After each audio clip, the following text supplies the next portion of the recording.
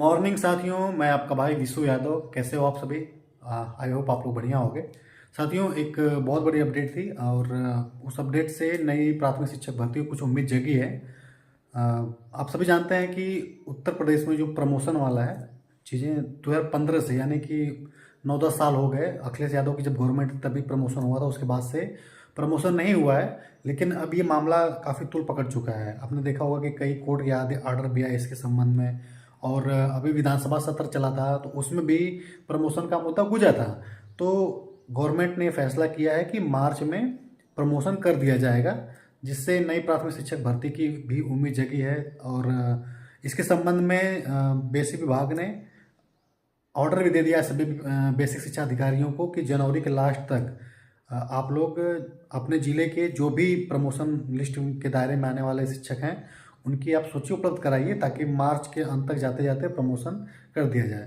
तो साथियों, अगर प्रमोशन होता है तो वहाँ पे प्राइमरी के शिक्षकों की जो संख्या है वहाँ पे रिक्त हो जाएगी और वहाँ पे एक भर्ती की उम्मीद जगेगी। तो साथियों, आपके दिमाग में अब एक सवाल जरूर आ रहा होगा कि कितने शिक्षक प्रमोट होंगे, यानी कि पदोन्नति के दायरे में आएंगे। तो साथियों, जहाँ तक मैंने एनालिसिस किया है कई जिलों के बेसिक शिक्षा अधिकारियों से, वहाँ के जो हमारे टीचर हमारे संपर्क में उनसे बात किया है, तो लगभग ये डाटा 20 से 25 हज़ार के करीब जा रहा है। न्यूनतम डाटा मैं बता रहा हूँ कि 20 हज़ार 25 हज़ार तो ये डाटा रहने ही वाला है। इससे ऊपर भी जा सकता है, लेकिन 20 हज़ार तो मान के हम चलते हैं, न्यूनतम में मान के चलते हैं।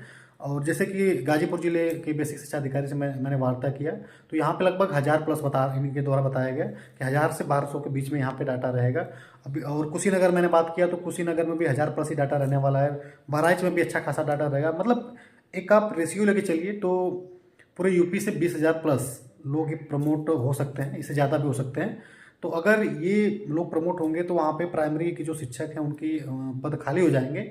और अगर 20,000 के करीब अगर पद खाली होते हैं तो उसके बाद ये जो कोर्ट का आदेश आया 27,713 भरने का, अगर गवर्नमेंट चाहे तो इन दोनों पदों को जोड़ करके एक नई प्राथमिक शिक्षक भर्ती दे सकती है।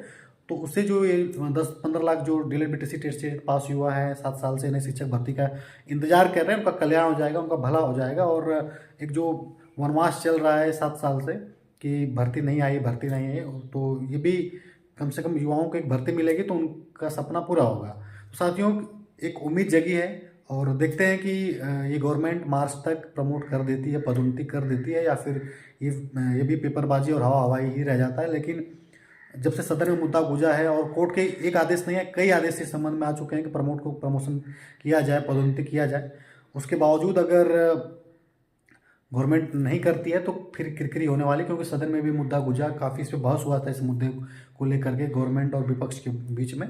तो साथियों, जहाँ कोई संभावना नहीं है, जहाँ पे शिक्षा मंत्री ने साफ मना कर दिया भर्ती देने से, मुख्यमंत्री ने भी ये कह दिया कि भाई हम इतना भर्ती दे चुके हैं, आगे जरूरत होगी तभी भर्ती देंगे।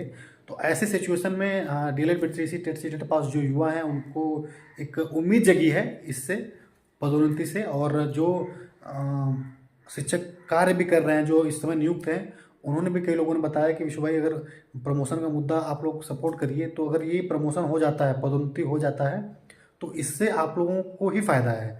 क्योंकि रिक्त पद होने से उसके बाद सरकार को भर्ती देनी ही पड़ेगी, क्योंकि वहाँ पे पद खाली हो रहे हैं। लगभग 20,000 पद खाली होना बहुत बड़ी बात है। और उसके बाद 27,713 का आदेश है। इन दोनों को जोड़ करके अगर 40-50 हज़ार के करीब भी भर्ती आती है तो इतना भर्ती कम नहीं होता है। खैर साथियों, जहाँ पे हम DElEd BTC TET CTET pass हुआ जो 6-7 साल से नई प्राथमिक शिक्षक भर्ती के लिए संघर्ष कर रहे हैं, आंदोलन कर रहे हैं, और भर्ती का उम्मीदें लगभग में छोड़ दी हैं। क्योंकि भाई विधानसभा में मंत्री जी ने खड़ा होकर साफ साफ ये बोल दिया कि हम भर्ती नहीं देना चाहते हैं, अभी सरकार की कोई मंशा नहीं भर्ती देने का।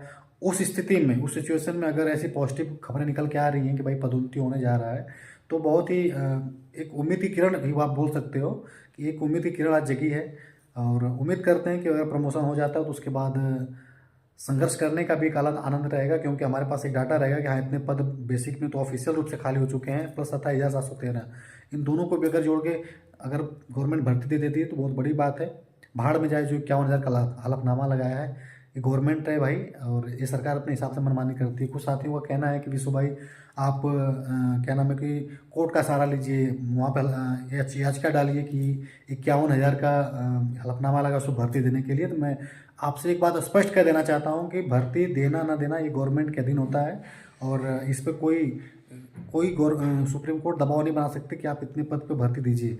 वो दिखा देंगे कि भाई हमारा जो रेशियो है अनुपात समानुपात का बराबर है, कहाँ से हम भर्ती दें, अभी हमें शिक्षकों की ज़रूरत नहीं है तो क्या बोलो। तो साथियों, जो चीज़ मैं जानता हूँ कि हाँ इस चीज़ से कोई भला होने वाला नहीं है, तो क्या मतलब है वहाँ पर पैसे व्यर्थ करने का और सब चीज़ें करने का। तो कोर्ट वाली चीज़ें, इसको बिल्कुल आप साइड रखिए, ठीक है, कोई मतलब नहीं है। अगर कोर्ट से चीज़ें हुई होती तो 6-7 साल हम लोग संघर्ष नहीं किए होते। और कितना वकील होता है, 30-40-50 हज़ार का वकील ढंग का आ जाता, हम लोग इतना कर सकते थे। लेकिन कोई मतलब नहीं है, कोई भी गवर्नमेंट सुप्रीम कोर्ट के आदेश से भर्ती नहीं कराती। हाँ, आप उदाहरण 69,000 और 68,500 का मत देना।